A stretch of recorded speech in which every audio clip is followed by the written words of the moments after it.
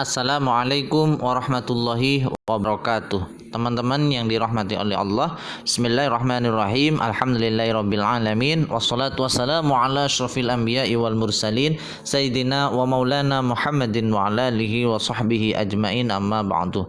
Rabbana zidna ilman mubarakan nafi'an warzuqna fahman shaiban sari'an. Rabbana yassirna wa la tu'assir. Bismillahirrahmanirrahim. Saya akan membahas tentang penerapan maqasid syariah dalam memahami atau dalam mereinterpretasi doktrin jihad. Jadi ini bisa masuk dalam kajian hukum pidana Islam, bisa masuk dalam kajian hukum tata negara Islam. Oke. Sebagaimana yang dipahami oleh sebagian orang begitu ya, bahwa jihad itu berdasarkan teks Al-Quran dan hadis adalah perang, kira-kira begitu ya. Bahkan mereka mempunyai satu dalil bahwa ketika melihat orang kafir, ketika bertemu dengan orang kafir maka harus dibunuh. Ini yang menjadi pegangan orang yang menganggap jihad adalah perang, atau barangkali lebih spesifik pada teroris begitu ya. Salah satunya di antara penyebabnya adalah ini. Oke, memang dalam Al-Quran dan hadis ada beberapa teks Al-Quran dan hadis yang berkaitan dengan konsep jihad, yang seakan-akan dalam teks tersebut menyuruh untuk membunuh orang yang selain Islam. Contohnya dalam surat At-Taubah ayat 5. A'udzubillahi minasyaitonirrajim. Bismillahirrahmanirrahim. Fa idzan salahal ashhurul hurum faqtulul musyrikina haitsu wajadtumuhum wa khuduhum wahsuruhum wa udulahum kullamarsad. Coba lihat. Fa in tabu wa aqamus salata wa atuz zakata fakhallu sabilahum innallaha ghafurur rahim. Ketika bulan-bulan haram sudah selesai, artinya bulan-bulan yang dilarang untuk melakukan peperangan begitu ya, maka boleh membunuh orang musyrik dimanapun kalian menemukan. Coba lihat arti yang saya garis bawahi ini. Maka bunuhlah orang musyrik di mana saja mereka jumpai. Pandangan mereka adalah orang musyrik itu ya non muslim, orang yang di luar agama Islam. Sehingga apa? Menurut doktrin mereka, ketika melihat orang yang bukan beragama Islam, maka boleh untuk membunuh mereka dimanapun saja mereka berada. Barangkali ini yang bisa kita pahami ketika ada bom umpama di Surabaya di gereja. Barangkali ini adalah dasar yang mereka pegang, dan memang secara teks akan-akan benar begitu ya. Oke, sekarang dalam hadis Sahih Bukhari nomor 28 juga begitu. Artinya, saya langsung artinya saja, teks Arabnya silakan dibaca. Aku mendengar bapakku menceritakan dari Umar bahwa Rasulullah bersabda, aku diperintahkan untuk memerangi manusia hingga mereka bersaksi, artinya sampai mereka masuk Islam. Selama orang itu tidak masuk Islam, maka sah, bahkan wajib hukumnya untuk membunuh mereka. Karena ini perintah. Pemahaman terhadap perintah berarti hukumnya adalah wajib. Nah, bagaimana kita memahami ayat Al-Quran dan hadis seperti ini? Kok seakan-akan menyuruh untuk membunuh non-muslim, dan barangkali stigma ini yang dipahami oleh orang-orang non-muslim di luar Indonesia barangkali ya, ketika melihat bahwa Islam adalah agama teroris, kan begitu ya. Barangkali karena perilaku orang Islam yang melakukan terorisme berdasarkan ayat dan hadis ini. Seharusnya bagaimana? Nah, sebelum itu masih ada juga di hadis Sunan At-Tirmidzi hadis serupa yang intinya membunuh orang membunuh orang musyrik sampai dia masuk Islam. Nah, oke. Bagaimana dalam kajian maqasid syariah? Ini saya tidak perlu saya ulangi lagi karena sudah dibahas tentang definisi, tentang perbedaan dengan ilat, maqasid syariah dan hikmah. Nah, kita masuk pada al-adillah syariah. Ini pun juga sudah dibahas. Ada yang pengembangan dari usul fiqh, al-adillah syariah, pengembangan dari usul fiqh. Ada yang di luar atau di luar kajian al-adillah syariah usul fikih, dan ini sudah dibahas. Kita masuk langsung pada dari beberapa al-adillah syariah al-maqasidiyah itu, mana bagian yang bisa dijadikan alat teori begitu ya untuk menganalisis reinterpretasi konsep jihad tadi. Jadi dalam meneliti nanti ya, dalam menguraikan kajian hukum berbasis maqasid syariah, maka silakan dipilih mau menggunakan al-adillah syariah yang mana. Apa yang pengembangan dari usul fikih atau yang di luar itu. Silakan dipilih mana yang paling cocok, bisa 1, 2, 3 atau beberapa. Dijadikan sekelompok teori untuk membedah sebuah kasus, begitu ya. Dalam kajian reinterpretasi konsep jihad ini saya menggunakan 3 poin penting dalam al-adillah syariah. 1, penafsiran maqasidi terhadap Al-Qur'an. Oke, memahami ayat Al-Qur'an itu tidak hanya sekedar memahami ayat-ayat yang dianggap ayatul ahkam. Dalam kajian terdahulu yang disebut ayat ahkam itu kan terbatas, sekitar 500 ayat yang secara spesifik membahas tentang hukum Islam. Padahal dalam kajian maqasid, penafsiran maqasidi ini, ayat ahkam itu tidak hanya 1 ayat, tidak hanya 500 ayat itu saja, tapi ayat-ayat Al-Qur'an, prinsip-prinsip yang ada dalam ayat Al-Qur'an secara utuh, secara komprehensif itu juga masuk dalam kajian masuk dalam kajian ayatul ahkam. Oke.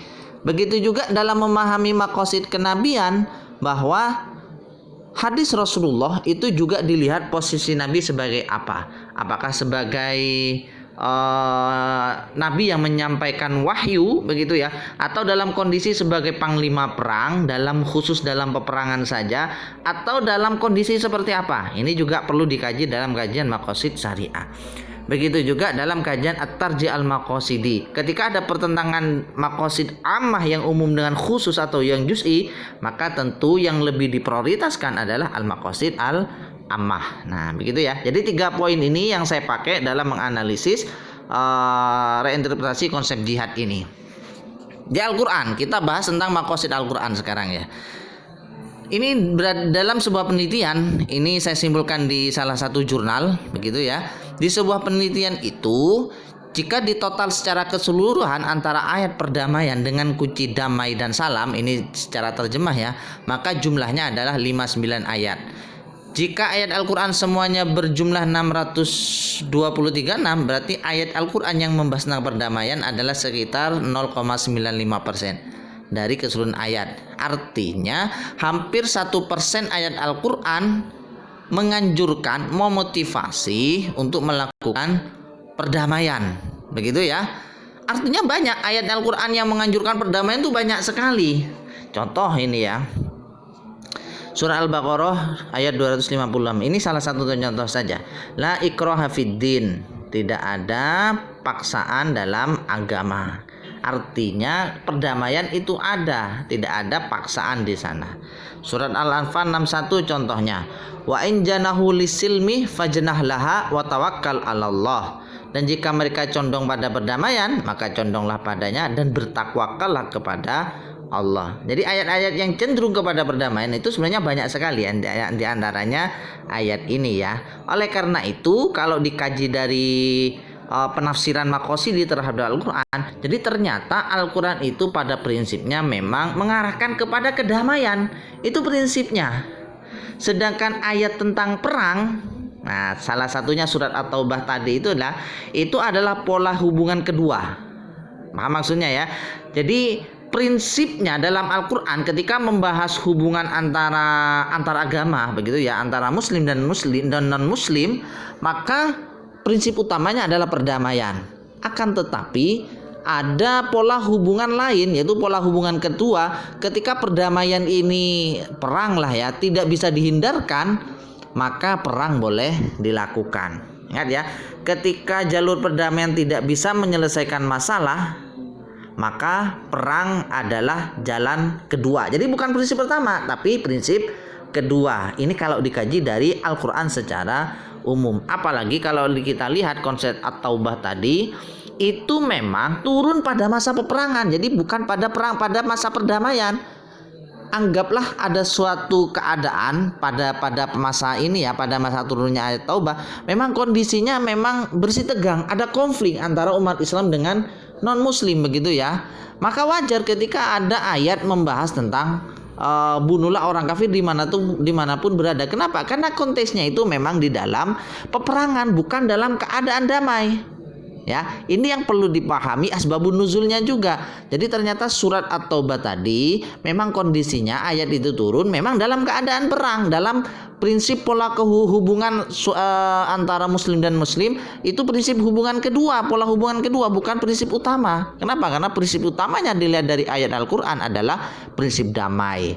Biasanya pun dalam perang yang terjadi pasti ada penawaran dari pihak Islam mau masuk Islam atau tidak. Artinya dilakukan perdamaian terlebih dahulu. Jika itu ditolak dan justru kalau tidak diperangi akan membahayakan begitu ya, membahayakan umat Islam, maka peperangan pun itu menjadi opsi kedua.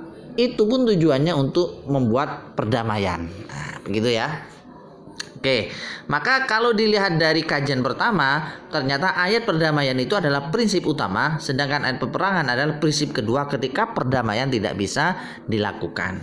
Oke, yang kedua tentang maqasid kenabian. Jadi memahami teks hadis tadi itu tidak sembarangan, tidak digeneralisir, kira-kira seperti itu. Tapi memahaminya bagaimana? Perintah Rasulullah untuk memerangi manusia sampai masuk Islam itu tidak dimaksudkan sebagai legislasi secara mutlak, tapi harus dimunasabahkan, dikorelasikan dengan ayat dan hadis lain yang berkaitan dengan pola hubungan muslim. Coba lihat lagi. Perintah tersebut adalah perintah Rasulullah pada posisinya sebagai panglima perang. Ya karena tadi ayat itu ataupun hadis itu, hadis tentang membunuh orang kafir, membunuh orang muslim sampai masuk Islam, itu memang posisinya memang posisi Nabi sebagai panglima perang, bukan posisi Rasulullah sebagai kepala negara dalam keadaan damai, bukan. Ini yang perlu dipahami begitu ya. Hal ini dipertegas dalam penjelasan Ibnu Hajar Al-Asqalani dalam kitab Fathul Bari, ini syarah kitab Sahih Bukhari ya, bahwa hadis tersebut, hadis-hadis tadi itu hadis yang menyuruh Nabi menyuruh orang Islam membunuh orang kafir, membunuh orang musyrik sampai kecuali masuk Islam, itu memang konteksnya tafsir terhadap surat At-Taubah. Jadi ada hubungan kuat antara hadis ini dengan ayat. Sedangkan ayat tadi kaitannya memang dalam waktu perang, bukan dalam keadaan normal. Sehingga memahami ayat dan hadis ini harus paham konteksnya. Tujuannya apa? Oh, ternyata ayat perang itu tujuannya karena memang sudah tidak bisa dilakukan perdamaian. Nah, kira-kira seperti itu ya. Oke. Yang ketiga sekarang ya, at-tarjih al-maqasidi. Kalau dari dua itu saja, Al-Qur'an, penafsiran maqasidi terhadap Al-Qur'an, maqasid kenabian, itu saja bisa kita simpulkan sebenarnya dengan konsep maqasid syariah ini ya, bahwa sebenarnya perang itu bukan opsi pertama, tapi opsi kedua, itu pun dengan aturan-aturan yang sangat ketat. Bahkan kalau kita kaji dalam kitab Al-Ahkam As-Sultaniyah Al-Mawardi itu ya, perang itu harus berada di bawah komando sang khalifah, sang pemimpin begitu ya. Jadi nggak boleh umpama di Indonesia tiba-tiba perang dengan melakukannya tanpa ada komando pemimpin negara, itu nggak bisa. Itu bukan jihad kalau dalam kajian maqasid atau dalam kajian fikih tata negara, itu bukan perang namanya. Ya memang menebar terorisme, menebar teror begitu ya. Itu nggak benar. Oke. Jadi secara maqasid sudah tidak benar sekali mengatakan bahwa perang adalah opsi pertama. Perang itu adalah opsi kedua ketika prinsip kedamaian yang menjadi opsi pertama itu tidak bisa dilakukan. Dalam kajian at-tarjih al-maqasidi, coba lihat, ketika ada pertengahan antara maqasid al-ammah dengan maqasid khassah atau juz'iyah, maka yang diprioritaskan adalah, yang dimenangkan adalah maqasid al-ammah. Sedangkan kalau kita kaji dari ayat-ayat tadi, ayat yang mengajarkan kedamaian itu adalah tujuan umum, maqasid ammah. Prinsip kedamaian, memberi kemaslahatan, itu kan maqasid ammah. Sedangkan perang itu maqasid khusus saja, khusus saja, dalam keadaan tertentu saja, bukan keadaan umum. Sehingga ketika dua ini bertentangan, maka yang dimenangkan begitu ya, maqasid ammah didahulukan dari maqasid juz'iyah. Sehingga ketika dua ayat ini bertentangan, maka yang dimenangkan adalah maqasid ammah, yaitu menjaga kedamaian. Karena itu yang paling banyak ayatnya, dan itu yang menjadi prinsip dari agama Islam. Akan tetapi akan terjadi pengecualian-pengecualian. Juz'iyah ini akan berlaku ketika memang ada satu hal yang mengharuskan prinsip juz'iyah ini harus dilakukan. Ya contoh tadi, ketika negosiasi sudah tidak bisa berjalan dengan baik, dan justru kalau damai tidak menyerang maka akan terjadi hal yang tidak baik, maka perang boleh dilakukan. Itu pun sekali lagi dengan syarat-syarat yang sangat ketat, harus berdasarkan komando pemimpin, tidak sembarang orang melakukan jihad. Nah, dengan begitu, dengan pemahaman maqasidi ini minimal dari 3 hal tadi, penafsiran maqasidi terhadap Al-Quran, maqasid kenabian, dan at-tarji al-maqasidi, maka konsep jihad itu yang bermakna perang ya, itu sebenarnya bukan prinsip utama dalam Islam, tapi itu adalah prinsip kedua ketika pola hubungan damai antara muslim dan non-muslim sudah tidak bisa dilakukan. Maka tidak serta-merta orang dengan berdasarkan ayat tadi langsung perang, itu nggak bisa. Berarti dia tidak paham konteks, tidak paham kemaslahatan, ya tidak paham apa yang dimaksudkan oleh Rasulullah, dan tidak paham apa yang dimasukkan dalam ayat itu tadi. Kira-kira begitu yang bisa sampaikan. Semoga bermanfaat. Assalamualaikum warahmatullahi wabarakatuh.